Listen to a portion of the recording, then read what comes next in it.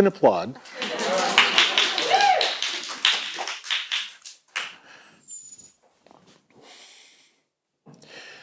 You are my sunshine, my only sunshine. You make me happy when skies are gray. You'll never know, dear, how much I love you till you take my sunshine away. The other night, dear, while I was sleeping, I dreamt I held you in my arms. When I awoke, dear, I was mistaken. So I held my head and I cried, you are my sunshine, my only sunshine. You make me happy when skies are gray. You'll never know, dear, how much I love you till you take my sunshine away. That was a song that my father sang to me when I was a child to help me go to sleep at night because I was afraid of the dark. I remember as a child being in bed and seeing the moon shining through the branches of the tree outside my window and casting these moving shadows of the branches against the wall. And in those shadows, I would see monsters. My father was an artist. One of my tenderest memories of him was being allowed on that rare occasion to come and see him at work. He worked in a museum and he would show me the paintings and he would describe what was in the paintings. And for him, a painting was not just a work of art. For him, a painting was an object. So he would describe the paint on the canvas, the chemical nature of the paints, how the colors would interact, and the structure of the image. He would describe how the artist would plan mathematically where to place the horizon line, usually in the lower third or upper third, because it had a more dramatic effect. And then how in that two-dimensional surface, after drawing the horizon line, the artist would take two other lines as a V, and at that point where that V would hit the horizon line, that would be called the vanishing point. And what that would do is create an optical illusion for the viewer so that the two-dimensional space would read in the mind as a three-dimensional space. And that's how you get the dimension of depth in a painting. And he would say that vanishing point, where in real life, it's an actual end point. It's two lines coming to an end to another line. But in the mind, the illusion that it creates is that it's a road going on forever. It creates a conception of infinity. And so these were the types of conversations that I would have with him. Little did I know that many decades later, when I started working for the World Health Organization, a lot of this information began to be applied in the work that I do. I'm the Arts and Health lead at the World Health Organization, and we look at the health benefits of creative expression. I think to describe it most succinctly, I always go to a quote that's sort of my touchstone for the work. It's a quote by Carl Jung, the Swiss psychologist, who said, "Loneliness is not the absence of people. Loneliness is the inability to express what matters to you most." And so when we think about the arts in a health context, oftentimes what we're really talking about is allowing people to find that mode of expression that matters to them. And there could be many reasons why someone may not be able to express something. There could be a physical reason. There could be an unequal power relationship where they feel intimidated about expressing themselves. It could be that there simply are no words to express that feeling, but maybe there's a sound. Maybe there's a movement through space. Maybe there's the framing of an image. And if the person themselves can't find that expression, then that's the sacred role of the artist, to act as an intercessor, to allow that person to discover that expression. When I came up with the idea of the Arts and Health program, there were a number of major events that happened, the pandemic amongst them, that provided an immediate urgency to the work. One of the first things we did was the Together at Home concert at the beginning of the pandemic with Lady Gaga as an example. And we didn't have to explain why WHO was involved in the arts. And when I created, with colleagues, the Jameel Arts and Health Lab, of creating this consortium of research centers around the world to look at the evidence base, because of the pandemic, people intuitively understood why we were doing this, how connection was so very important. And that's really what the arts do. It allows you that ability to step into someone else's shoes for a while and understand what's important to them, and thereby discovering maybe what's important to you as well. So while this program was taking off, I began to notice some problems. I wrote it off to being tired, overworked.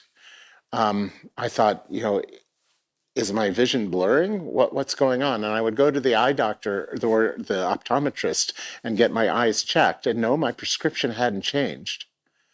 So what was wrong? And then one day I'm walking through this park next to WHO, which is filled with pine trees. We're in Switzerland.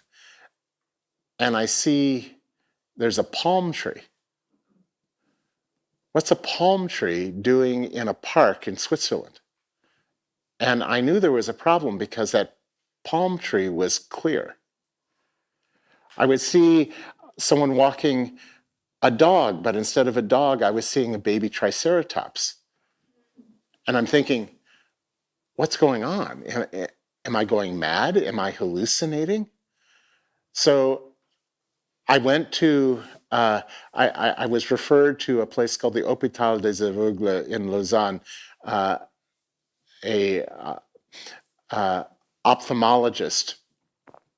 And I remember sitting in this chair and having this contraption, like a giant telescope, looking into my eye, and the ophthalmologist on the other end gazing into this machine and hearing this pathetic sigh. And I thought, ooh, that can't be good. And then he turns to his intern and says, come take a look at this. You're only going to see this once or twice in your career. And she takes a look and she says, Mr. Bailey, you have lost 95% of the mass of your optic nerve. You have terminal glaucoma. And I said, okay, what can we do about that? And he said, nothing. We have beta blocker eye drops that can lower the ocular pressure, which had been slowly wearing away your optic nerve painlessly over time, but there is no cure. Okay, so what's the surgery? There is no surgery. Okay, so what can I eat? I'm being honest with you because I don't want you chained to the tyranny of hope. Are you telling me there's no hope? No, but hope is not a desperate reliance on magical thinking. You can't just wish this away. Hope is accepting the scientific reality of what's happening and transforming yourself. Okay, but what about the hallucinations? What was going on there? He said, well, one of the reasons why you didn't notice anything was wrong over time was because the visual cortex, which represents 1/5 of your brain's capacity, was compensating all the time for your vision loss and was filling in the blanks. It was seeing the ever fainter patterns of the visual world and creating something that you expected. So when a ball goes across my visual field, it's like a popcorn. It just appears and disappears. When somebody comes from the side of my visual field, like a child running, I have no conception of blackness over there because my brain paints the picture of what it expects to be over there. So that child moving into my field of vision just suddenly appears. So these hallucinations, the palm tree, the baby triceratops, when there isn't enough information to create that picture, it draws on your imagination. It draws on the faint pattern. My brain recognized treeness, but pulled up the wrong tree. And that's when I began to realize that the Buddhists were right. Life is an illusion. That what we see is an illusion created by our brain, and normal sight is an illusion that bears a closer resemblance to objective reality, but it's still an illusion. Our brain is not a movie camera. It's not like the light enters the lens of our eyes and projects on the back of our brain. It gets transmuted into biochemical signals, which then our visual cortex turns into an illusion of the world that allows us to function. It's why each of us has a different conception of the color blue. So I said, so what is this transformation? And he said, the first thing is you have to have the hat, you have to have the cane, you have to have the glasses. And well, why a hat? I mean, it's nice to have a dapper fashion accessory, but it cuts down the glare. Glaucoma is a whitening. It's like being snow blinded. So, and the tinted glasses are like ski goggles. It helps a little bit to bring out the contours of the world.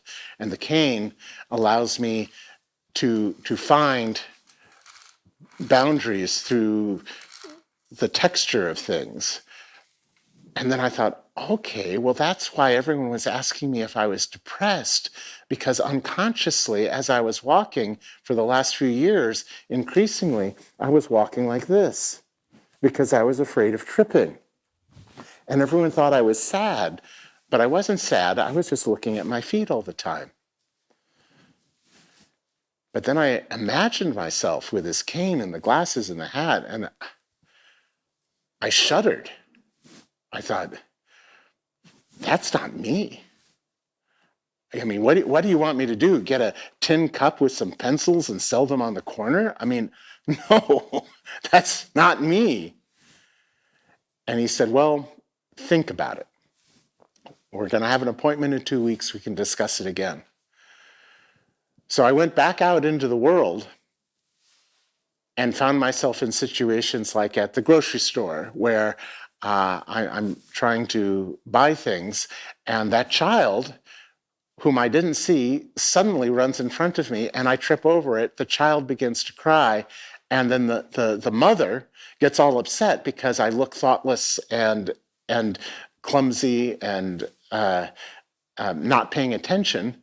And then I try and explain that I can't see well, that I have this condition, but her adrenaline and cortisol is so high, she's not listening to it. And there's nothing that can be done to explain to her what my situation is. And as I began to let that reality sink in, I thought, how am I going to do my job? And I thought about all the things that I loved in the world that gave me joy, that gave me a sense of beauty, were visual. And I thought about my sons. And if this disease progresses, have I seen my sons' faces for the last time? And the more I began to think about this, the more I began to realize that 80% of the way we engage the world is visual. And if you lose that, it's like a death. And like a death, I began to get depressed. Sometimes I began to get angry. I would, shout out to the sky and yell at God and say, "Why me?" And he would respond in this booming voice and say, "Why not you?" And I didn't really have an answer to that. And then there would be bargaining. Well, if I exercise differently, if I do something differently, maybe it will come back. But mostly it was an immense grief of this world that I had lost and this paralyzing anxiety of this world of darkness that I now had to face. How was I going to function? So I actually went to the Director General of WHO and I offered my resignation. I said, I don't know how I can do this. I mean, think about it. You've placed an arts program in the hands of a blind man. Can you imagine the UN jokes? And he just calmly listened to me and he said, it's not about what you can't do. It's about what you can do. I do not accept your resignation. Okay, now what? So I go back to the ophthalmologist 2 weeks later, and he says, "How are things?" And I say, "Fine." And he says, "What's that on your forehead?" And I said, "What do you mean?" And he brings over this big magnifying mirror, and he points out, "There's a string of bruises across your forehead like a string of Christmas tree lights, a red one, a yellow one, a green one, a purple one. What's that?" And I said, "Oh, well, this is where I hit my head on the corner kitchen cabinet. This is where I fell down the stairs. This is where I ran into a lamppost. This is where I tried to plug in an electrical plug into the socket in the wall and I hit my head against the wall." And he said, "You need the cane." So I got the cane and I noticed the change almost immediately. Instead of running into people and having them be angry at me, suddenly I felt like Moses with his staff and the sea of humanity would part before me. This was my cane of power. And even the hat I kind of got used to. I thought, I may not be seeing well, but I'm looking good, I began to notice a change in the way that I was dealing with the world. The first time was when I was at the water cooler and I was pouring myself a glass of water and some colleagues were chatting and I wasn't really paying attention. And then I drank from it and they stopped and they said, "How did you do that?" I said, "What do you mean?" And they said, "Well, you poured yourself a glass of water to the top and you didn't spill and you never looked." And I said, "Oh, well, have you ever noticed that when you fill a container with liquid, the pitch rises? I now know the pitch of a full glass of water." So slowly, I was beginning to adapt.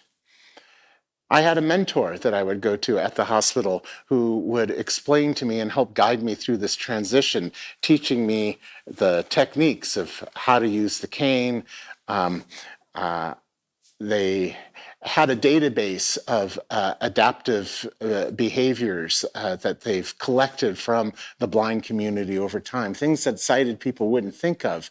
I like to bake. So, for instance, I was getting frustrated that my bread was always burning because I couldn't see when it was done. And by the time I smelled it burning, it was too late. So I explained that to my mentor, and she said, "Learn the smell of bread being done." Okay.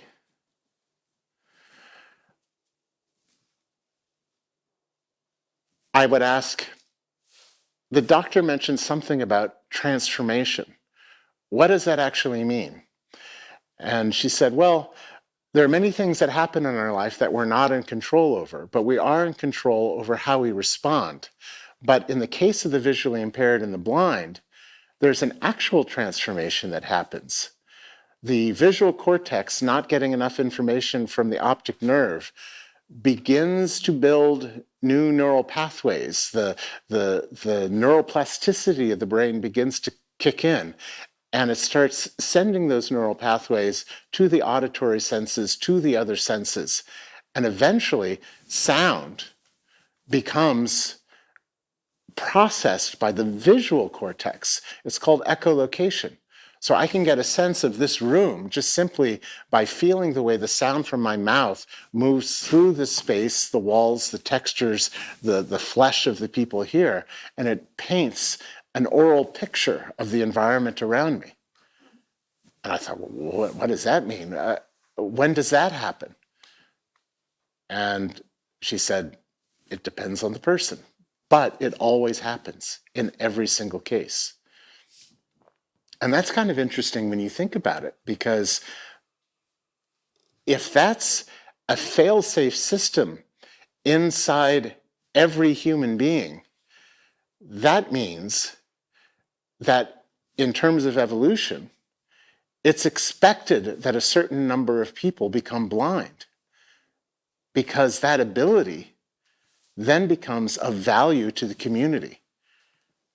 And then I really began to think about Dr. Tedros' words, that maybe it's not just me being disabled, maybe both in terms of my learning, but also in terms of my changing neurology, I'm actually developing new abilities that contribute to the community. Maybe there's supposed to be blind people. It was an interesting thought. And even more than just echolocation, I remember being in a meeting with a senior manager, a very polite Englishwoman, a former MP, who was very nice. But while she was talking, I suddenly felt nauseous. I felt like I was going to throw up. And I thought, what's going on here? And I didn't know what it was. And as we were walking out of the room, I said to my boss, sorry, I just felt very strange. And she said to me, she was lying. I could smell a lie. The mirror neurons, that ability to empathize in the midbrain, the ability to feel what somebody else is feeling, that too got heightened. That didn't make me a better person, but it was a sense-making ability. It's a myth to think that blind people can hear better, can smell better. We can't. My hearing hasn't changed. But the way we process that information has changed. So at one point, my mentor asked me to come at night to the hospital. And she brought me to a very busy intersection. And she says to me, I'm going to blindfold you now.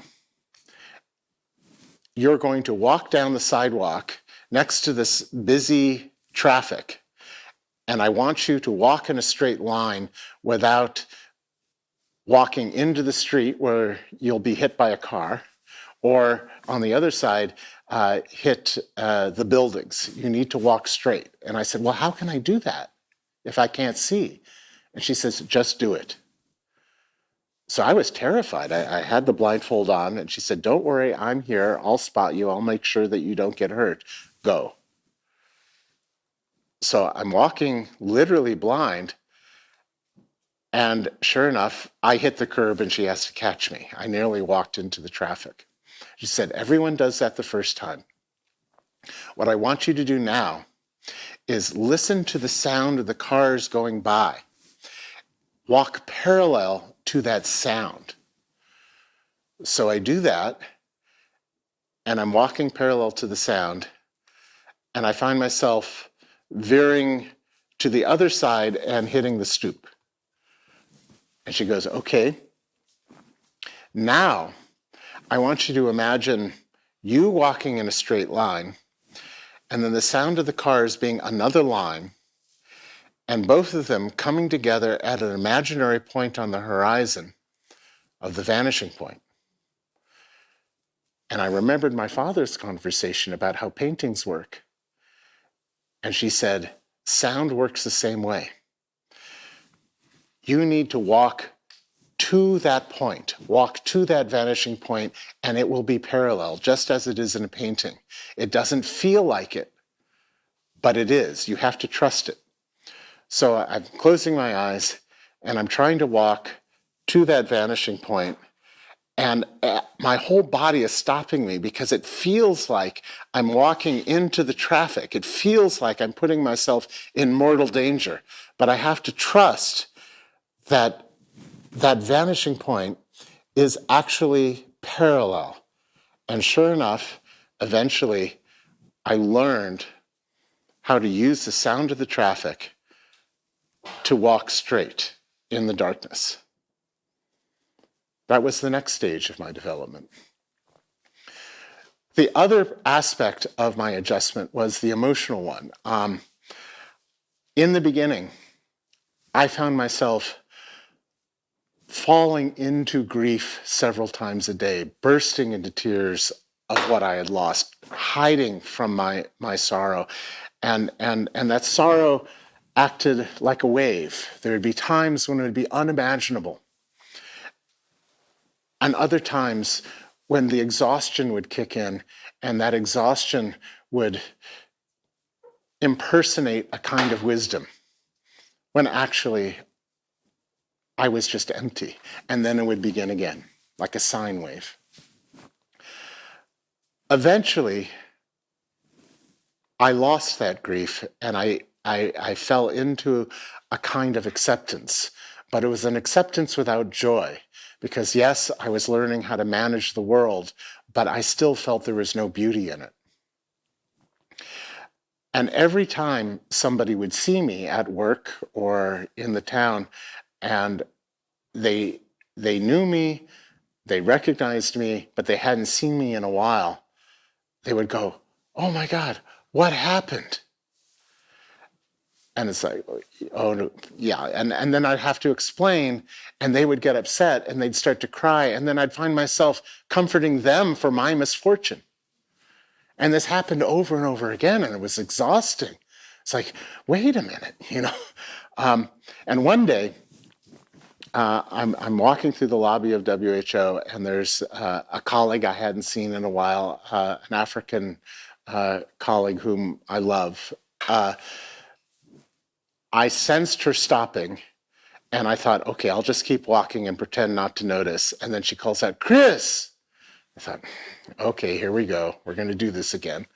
And I said, "Hello." And she says, "What happened?" And I explained, and it's like, well, is there no hope? It's like, there's that word again. There's no way to reverse the damage, so, but I wouldn't say there's no hope. And she said, well, if science doesn't have the answer, maybe there's another way. And I thought, oh no. And she said, will you come with me to church this Sunday? And I thought, I'm not sure I can. And she said, Jesus gave sight to the blind. And suddenly I was filled with this rage, and I don't know where it came from. And I just said, God blinded my eyes. Why would you blind my mind? And she reached out and she held me and she began to cry. And then I began to cry, and we're shaking and sobbing, each of us sorrowful for what we perceived as the other's blindness.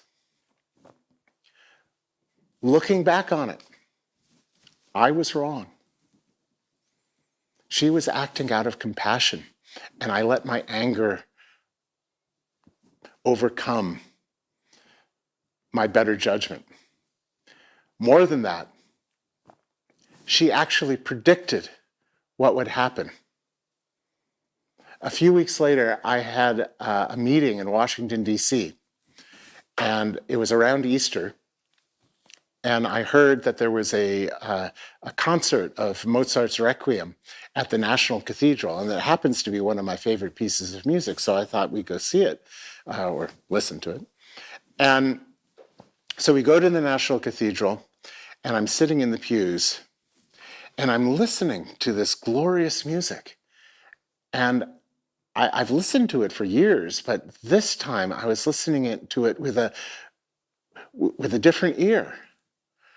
And I was hearing the swelling of grief and the troughs of calm. And just when you thought it was over, it would swell again. And I recognized it. This was the pattern of my grief that Mozart had captured musically. And while I began to listen to that with awe, I began to have the sensation of the music not just being pitch and dynamics and rhythm, but actually inhabiting the space around me. And the music began to take form of the Gothic arches of the church. And I could feel the sound passing through the warm flesh of the audience and the wooden pews. And I began to see the architecture of the space purely in terms of sound. And I realized my echolocation had just kicked in. My sight returned in a church. And I began to think, for the first time, I no longer felt exiled from the world. I no longer felt pariah. I felt, on some ways, more deeply connected. When you think about it, what is sight? Sight is literally a reflection of light off the surface of things. Sound passes through matter. The sound of my voice now passes through your bodies to each other and back to me. It connects us. And rather than feeling alone, I began to see my blindness as a unique opportunity for contemplation without the distraction of sight. And I began to think about music itself. I began to think about, I used to read some Jean-Philippe Rameau, the Baroque composer, as one does.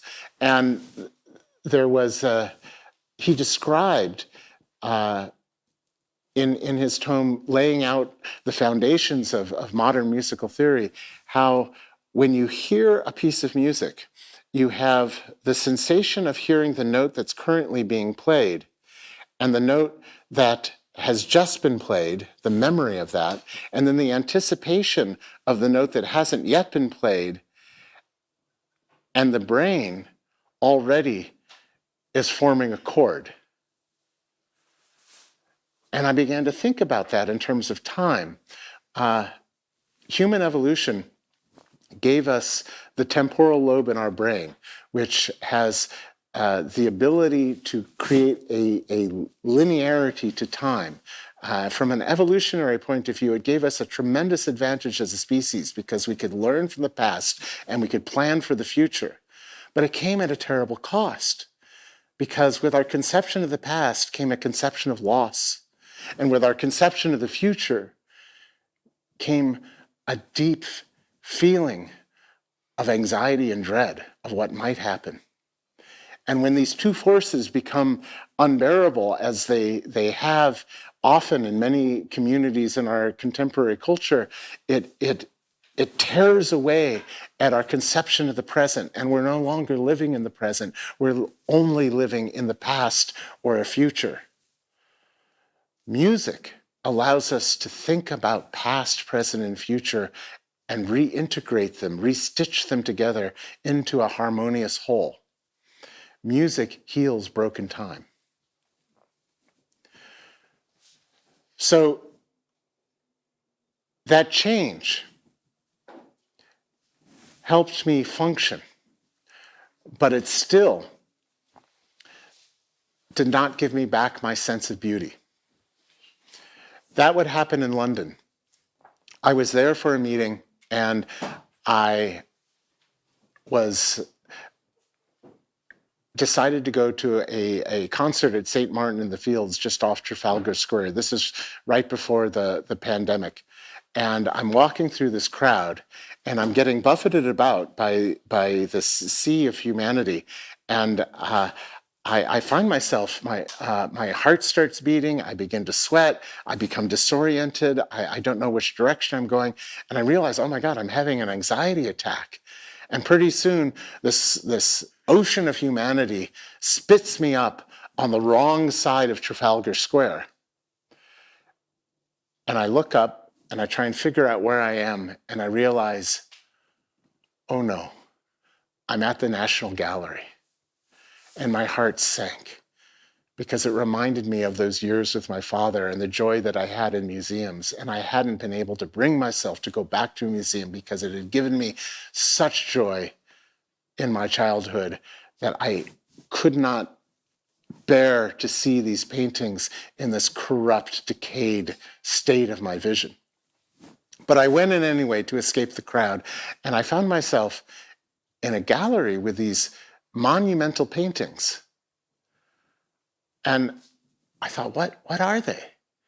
And I tried to perceive them, and I saw bits of wave and fog, and then, oh, was that a ship? And then I began to taste salt water. And I thought, is that sea spray? And I thought, no, those are the tears streaming down my cheeks. I was in the Turner Gallery. And in these great stormy seascapes, this foggy world that he created, I began to see the way Turner saw the world and recognized it as the way I see the world in my glaucoma. And through this triangulation of this long dead artist, the object that he created, and my own life experience, I recognized that he saw the world the way I do. And for the first time, I could conceive of it as being beautiful. I was no longer coping with my blindness. I had become transformed. I recently found the news that the beta blockers that are being used to control my ocular pressure and hold blindness at bay are failing. I've been told that now blindness, complete blindness, is inevitable. And so now, as I walk towards that vanishing point, I do so without hesitation, without fear, without anxiety and dread, knowing that that point is not an end, but an infinite sea, vast and immeasurable. Just as you willingly close your eyes to better savor a glass of red wine, just as you willingly close your eyes to better embody a beautiful piece of music, just as you willingly close your eyes to trace the gentle slope of a lover's forearm, so too do I accept the closing of my eyes to better share this moment with you. Thank you.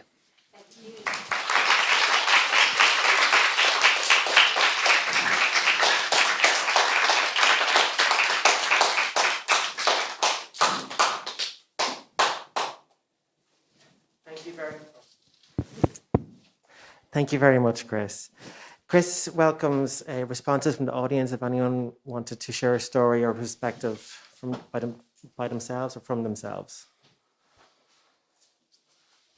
And I can't call on you. How Hello, Chris. Thank you very much. It's an amazing story. Thank you for sharing that with us.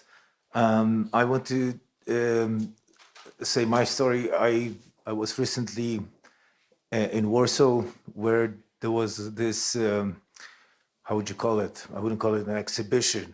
It was an experience of how to how is it to be blind.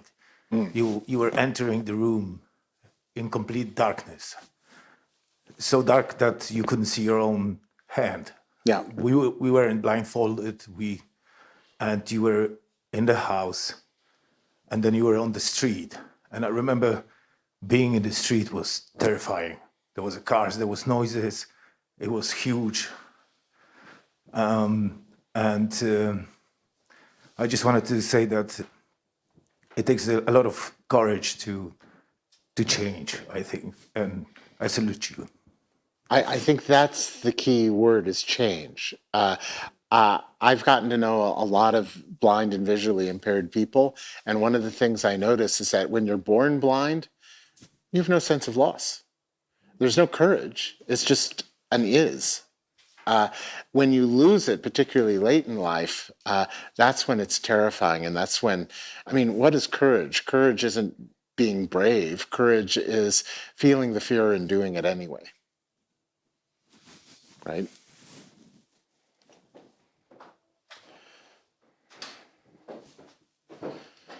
Hiya. Thanks so much. That was such a lovely talk. I have just a question for you. I don't know if you'd mind answering. I was just wondering, as you began to process the world differently using other senses more than sight, did you find that you became tired more quickly? And then if so, did that sort of adjust or A very good question. I began to notice after the echolocation kicked in, my vision started getting worse, and I panicked. And I went to the doctor as like an emergency call and said, the drops aren't working. My vision is going down. And we talked about it, and I mentioned the echolocation kicking in, and she just smiled and said, your visual cortex is no longer trying to compensate for your lack of vision. So what you're now seeing is how you actually see without that augmentation. It's relaxing. And one of the things that happened after my brain began to accept its own blindness and allow myself to experience what I wasn't seeing and using the other senses, it was the opposite of what you described. I started sleeping better. I was less tired during the day. I embraced the disability and the new abilities that I was gaining, and my brain didn't have to work as hard. It was working too hard before, just trying to compensate. Thank you.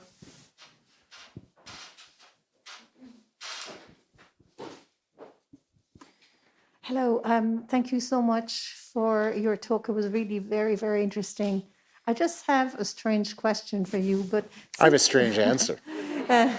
since you have developed your senses to, greater availability to the world, really, can you actually feel color? Because this is all about waves, really. So can you feel color? For example, can you distinguish through non-visual means if something is red or blue or green?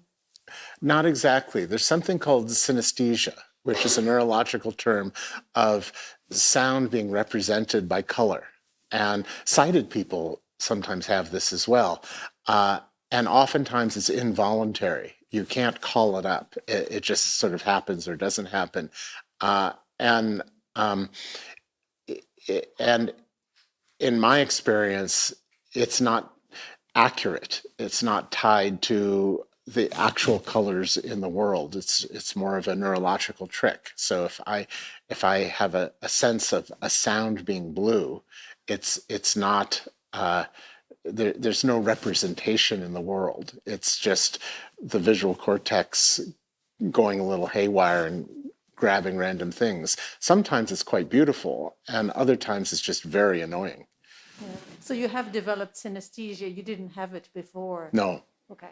no. And I found also that as these other abilities increase, those episodes of synesthesia have been decreasing. Okay. Thank you. I think for the same reason. Thank you.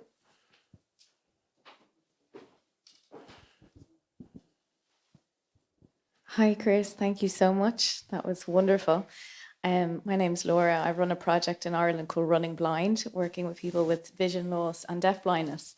And Running blind, like actual yeah, running? yeah, running blind. But it's Because I ride a bicycle. okay. I use the echolocation to ride a bike. I don't ride it in traffic, but where I live in Switzerland, you have these orchard trails that are straight and flat, and there's very little traffic, other people, so it's relatively safe. I haven't broken my neck yet. Amazing. It's a dance project, so it's a bit of a metaphor, but it is actually a practice that I have done with people who have different levels of vision loss, literally running and moving in space and having this sense of freedom.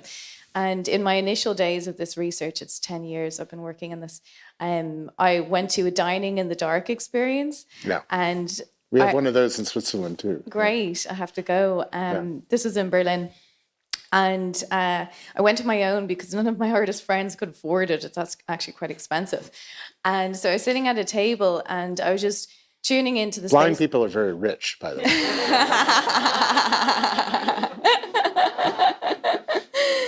So I was sitting at a table and I was kind of, as a dancer, my spatial awareness would be pretty good and proprioception. And I was getting a sense of people being close by to me and the proximity of things and, feeling the table for where the water was, etc. And gradually I got to know the people sitting next to me, let's say, just not through like bumping into them, but just, having a conversation like you would in a restaurant. But I had such interesting thoughts going through my head, as in like, visually I would kind of glance at someone and maybe we'd connect visually and that would open a conversation. So through my own experiences, I find it very interesting to consider how I approach someone who has vision loss. Sometimes I've even run a mile ahead on the street so as not to give someone a fright, rather than just There is an etiquette to that. Yeah. For instance, one of my pet peeves is when people try to help me and they grab my cane. Of course, yeah. And they like drag me around like a dog, An equally pet peeve is when people decide that they recognize that I'm blind and then they start tiptoeing. It's like, that does not help me. Or even worse, last week I was in the Netherlands. I was doing a tour of the country supporting a policy paper on arts and health. And my host took me up to the top of a building that was known for its scenic view. People go there for the scenic view. But I love that. I go up to the top of the mountain and in the Alps, and I hear the wind going through the mountaintop, and I hear the cowbells in the valley reverberating through the trees, and I get a sonic landscape that is awe-inspiring. So I love vistas, absolutely. And it was no different in this Dutch vista. I thought it was beautiful. But there was this guy who came up and started talking to my host and started cracking jokes about bringing the blind man to the viewing spot, and says, "Oh, I bet he's getting a lot out of this, ha, ha, ha, ha, ha." And frankly, I like jokes. I would have found that funny, but he wouldn't shut up about it. And he was only talking to my host and didn't even acknowledge my presence. And finally, I just burst out, I may be blind, but I'm not invisible. And that's part of the problem, is the invisibility that happens with disability. That people assume that you're not aware, that you're not there. That drives me crazy.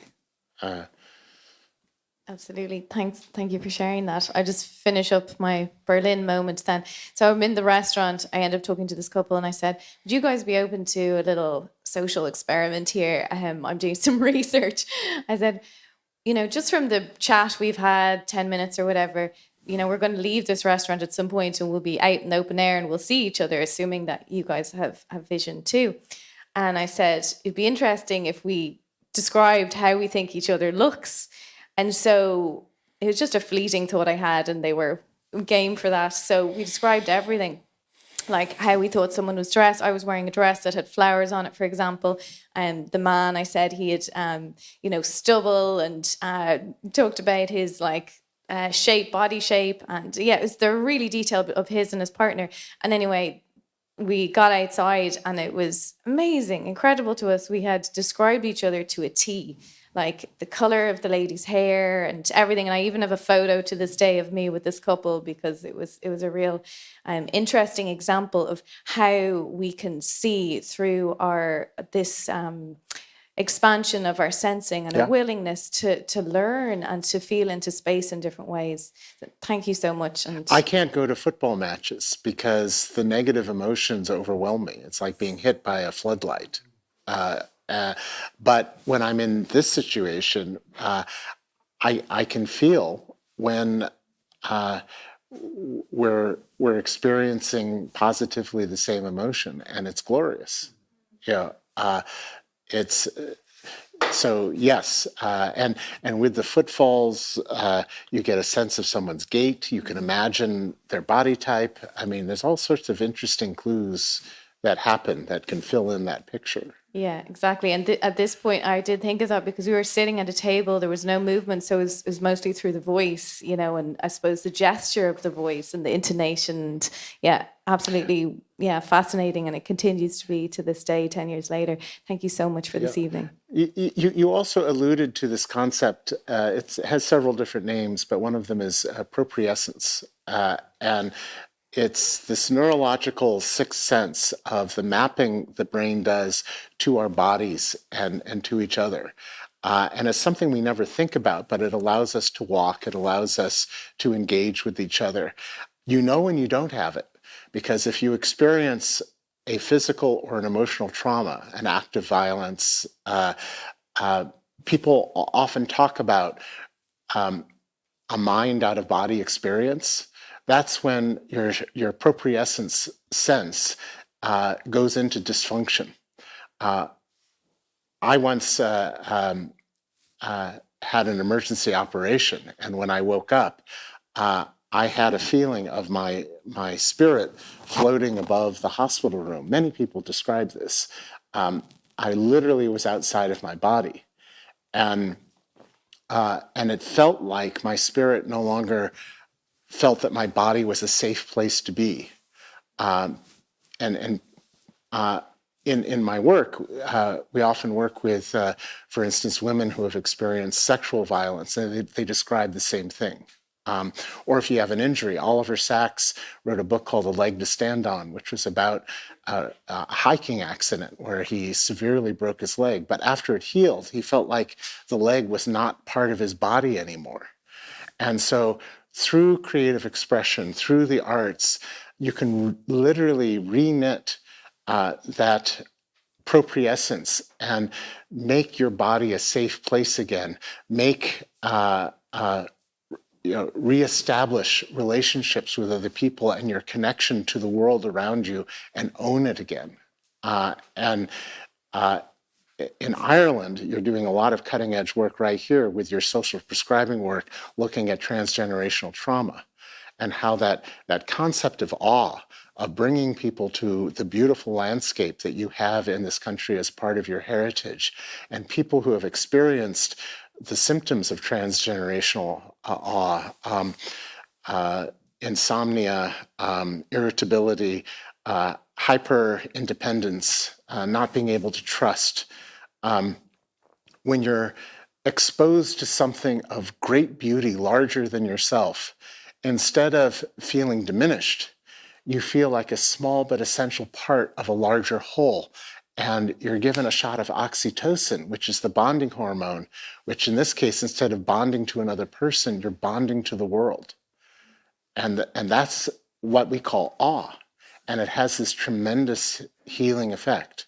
I had this conversation with a group of travelers the other day in Newcastle West.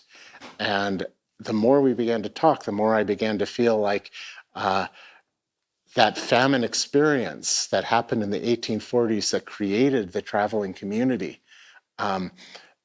created a transgenerational trauma, which has evolved into this culture.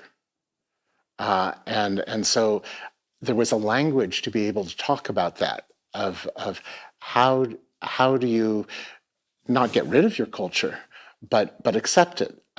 When a misfortune happens, you can't wish it away.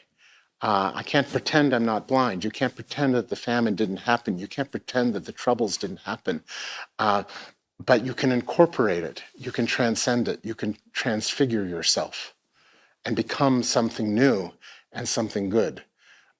Friedrich Nietzsche had an idea called amor fati, which means falling in love with your fate. And he called it the secret to human happiness. If you can get to that point in your life where you see your life as not just a bunch of random events that you had no control over, fortunate or misfortunate, but be able to create a sense that everything that happened in your life, whether it was intended or not, inevitably led to this moment, and it's good. That's the secret to human happiness.